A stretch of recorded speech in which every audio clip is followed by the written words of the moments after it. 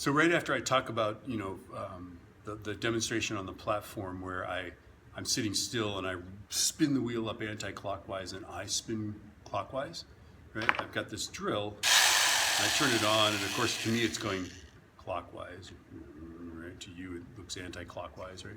Okay, and I say, okay, look, this drill is just on off. So look at the handle. When I turn it on, notice that the handle kicks that way. Right? The handle goes boop because this thing goes boop, right? And so there's an equal and opposite torque which causes the drill to sort of kick the other way. And then you can talk about motorcycles, because motorcycles are interesting, right?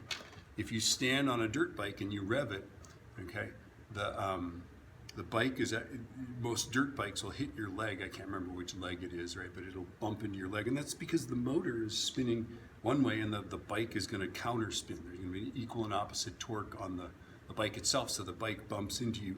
There are motorcycles like BMWs that have they've balanced out the angular momentum so they don't kick, which is good, right? And then you can talk about, okay, if I've got a motorcycle on a jump in midair, you've got these wheels, right? Okay, and a common mistake apparently, right? Here's the handlebar, here's the person driving, right? A common mistake is to keep your hand on the throttle. Well, the back wheel is going to spin up really fast. It's going to gain clockwise angular momentum, right? If we're flying through the air like this, right? And so that'll bring the nose of the bike up, right? Now, when you leave the jump, when you leave this jump and you're in midair, right?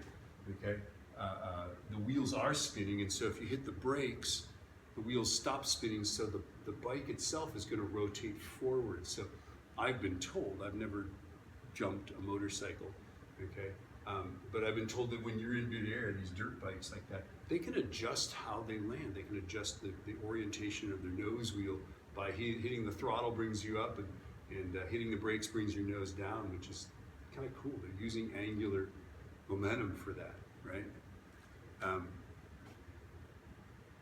Yeah.